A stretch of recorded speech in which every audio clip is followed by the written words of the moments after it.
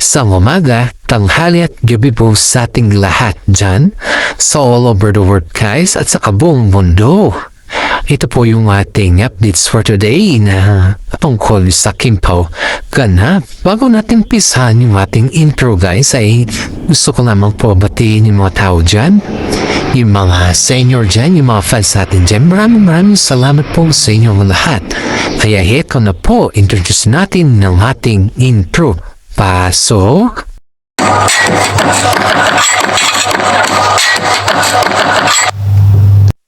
Ito na guys. Usap-usapan ng mga netizen po ay magsabay sila Kim Chiu at si Paolo Avellino na umuwi sa Pilipinas. Ang topic natin for today guys ay sila Kim Chiu at si Paolo Avellino ay nasa Paris. Pangalawang topic natin for today ay sino kasama nila sa Paris? At ang pangatlong topic natin for today ay anong purpose nila sa Paris guys? Heto na. Ang mga netizen po ay usap-usapan sa tungkol kina Paolo Avellino at saka si Kim Chiu guys na kung saan ay nasa Paris sila. Ito nga yung sabi nila guys na maraming mga netizen na nagsasabi na pumunta sila doon para tumingin na mga design para sa kanilang damit. At higit sa lahat guys yung mga venue sa kanilang kasal. In fairness naman na, mga secretive kasi ang Kimpaw hindi nila sinasabi sa publiko kung ano yung purpose nila dun sa Paris guys. Pero may mga legit na sources tayo na nakakaalam kung bakit nandun sila sa Paris. In behalf, bakasyon nila yun eh. Siyempre, sa pagbabakasyon kasi isang bansa, may purpose ka doon maliban ng sa bakasyon, diba? Tama ba ako or mali ba ako? In fairness naman guys nakapag-decide na kasi sila Paolo Avellino at saka si Kim Chiu na sa Paris nila dadalapin ng kanilang kasal. Kasi nga, you know guys napakaganda kasi sa Paris. Alam mo yung malaking triangle doon na design. Yun yung nabibigay sa mga bakasyonista na magandang good vibes ba? At saka maliwanag ang tignan ng Paris eh. Kumbaga this is, you feel the comfortability, you feel yung bang secured ka pagdating sa mga may okasyon, lalo na sa mga kasal, sa mga event na big event, lalo na sa mga kumbaga guys is sa mga couple mga engagement, mga wedding anniversary or mga wedding ganon. Something like that na para sa mga may mga pera ba. In behalf si Kim Chiu po nakapag-decide na doon nila gaganapin yung kanilang kasal sa Paris. That's why sinusulit nila yung kanilang bakasyon eh. Kasi nga, sa pagpabakasyon ng Kimpaw guys, alam mo naman, hindi naman every year or every month sila nagbabakasyon sa mga ganong lugar, diba? Marami ding mga netizen ang sasabi na si Paolo Avellino ay sinusunod na lang niya yung gusto ni Kim Chiu dahil hindi naman siya makapag-decide maayos lalo't lahat ng mga bagay naman is decided yung kay Kim Chiu. In fairness yung mga kanilang mga kasama sa pumunta sa Paris guys ay sinabihan sila na hindi nila pabanggitin yung mga purpose sila doon. Pero in fairness, may mga legit na sources tayo na nagbanggit pa rin kung ano yung purpose na. Dahil ito pala guys, si Kim Chiu pala guys ay may tatlo pala siyang design na nagustuhan sa Paris. This is about the wedding gown. Yung design kasi ni una guys is parang may pinadagdag si Kimi. Pero pag ganito pa lang style ng kwan guys kasi syempre first timer tayo, hindi natin alam ba pati mga legit na sources natin magkaiba pala yung style sa Pilipinas at saka sa Paris. Kung sa Paris ka pala halimbawa may idagdag ka na something na ang gusto mong lagyan ng diamond or lagyan ng halimbawa sa gown, yan na yung gown, di ba? Halimbawa, kung may gusto kang idagdag, hindi lang pala, lalo na yung mga beats, yung mga beats ba, yung mga maliliit na parang buto-buto siya, maliliit as in siya. Hindi pala basta-basta, hindi lang pala buwan ang pinag-uusapan dun. Hindi lang pala 1 month, 2 months, ganun guys. Mahaba rin palang process ang pinag-uusapan dun. Kaya nga, sa Pilipinas, di ba madali lang naman yung ginagawa nila na paraan, pinagdikit-dikit nila dyan para mas mabilis na. Pero itong Claves, aabutin para ng 7 months. Kung may mga dinadagdag ka, lalo na yung mga gown na halimbawa na gusto mo yung gown tapos bibilhin mo siya pero bago mo siya bibilhin gusto mo lagyan ng palagay ng ganito or something na diamond or something na pearls or something na tela or mahal na tela, yun pala aabutin pala siya ng 7 months bago nila magawa lahat ng buo yung gown. Kaya pala itong si Kimi guys. Kaya pala itong si Kimi is nagkaroon ng pre-options sa gown. Kung saan ay naghanap siya ng mga may diamante na dati nang nakalagay dun sa gown. At yung ba may idagdag siya dun sa gown. At yung isa naman guys is yung ganun na lang. Yung parang may diamante pero hindi siya masyadong okay kay Kimi. Yung pala yung purpose nila guys kasama. Kaya nga sinama nila yung designer din na kaibigan nila guys. Kasi alam mo guys, kapag yung kaibigan mo isang designer din sa gown, alam niya na kung anong pasikot-sikot dyan at alam niya na kung anong klaseng tirang kanilang kaganapin or gagawin, di ba? In fairness naman dito sa kinuha ni Kimi na kasama nila guys is napaka-perfect. Sabi nga niya guys na hindi lang pala basta-basta ang magpagawa or magpa-additional dun sa Paris. Ito guys na yung kasama kasi ni Kimi guys, alam niya yung pasikot-sikot pagdating sa mga gown.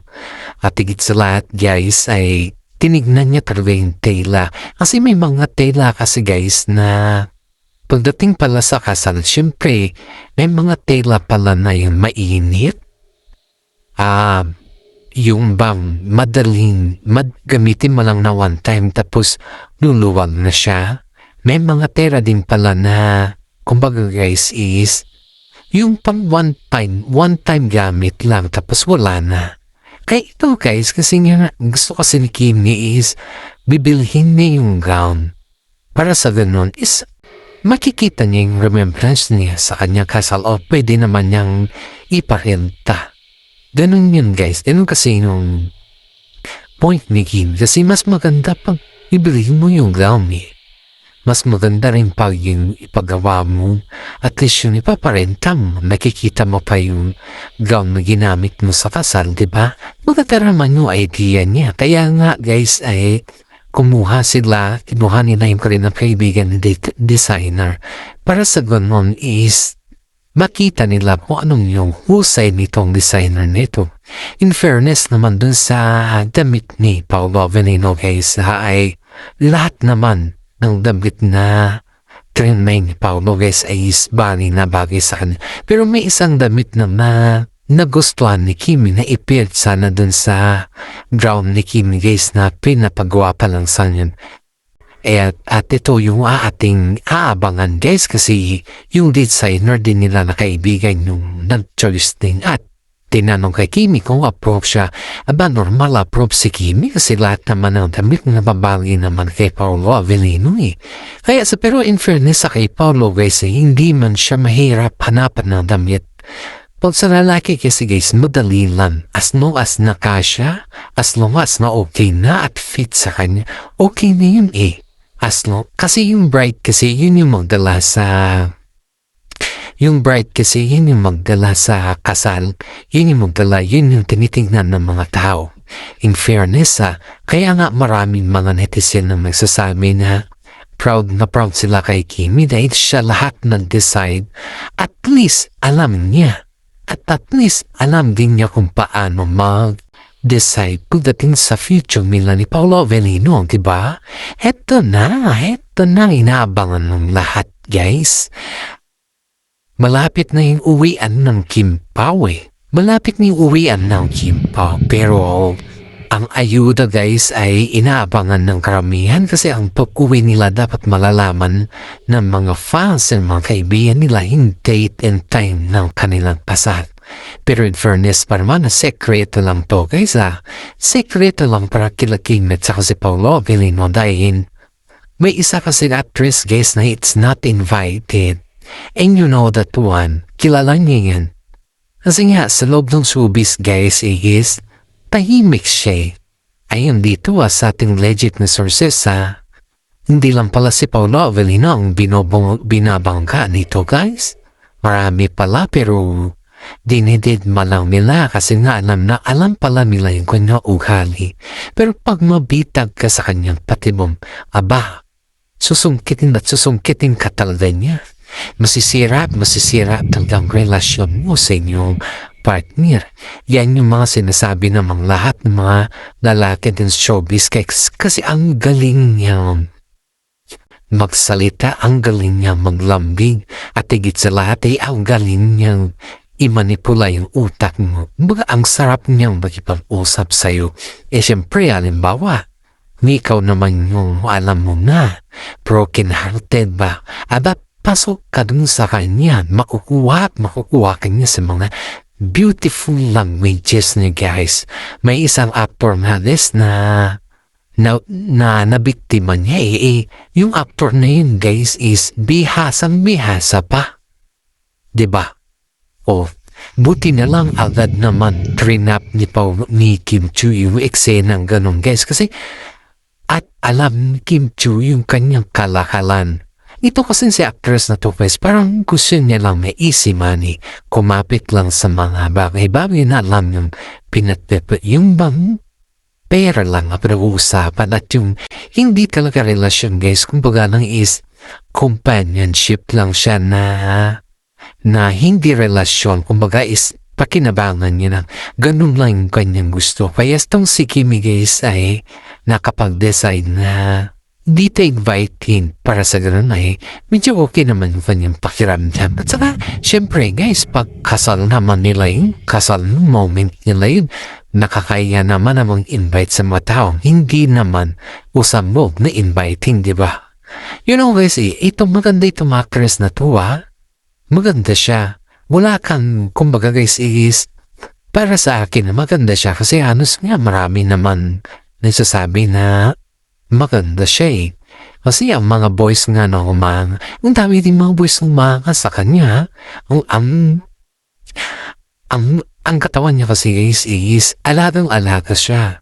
Kapag makita mo siya, nabibigyan ka na Pati nga yung aktor na biyasang-biyasa, nabigyan nga sa ganyan kagandahan at kaputian at ang galing niyang makisabay sa lahat ng bagay guys. Kaya hindi mo dapat siya pagdudahan. Pero isipin mo, kung hindi mo siya pagdudahan, nakikita mo naman sa kanyang action. Kasi ang dami nang nagsasabi. Bago natin tapusin ang ating updates for today guys, ay shoutout muna tayo sa mga senior citizen dyan na laging nanonood sa atin. Maraming salamat po. Isa po kayong tagamasugin natin fans. Always think positive po and pray to the God kasi ang pagiging positibo ay nakakagaan po yan sa pang-araw-araw natin. Maraming salamat at God bless po sa ating lahat.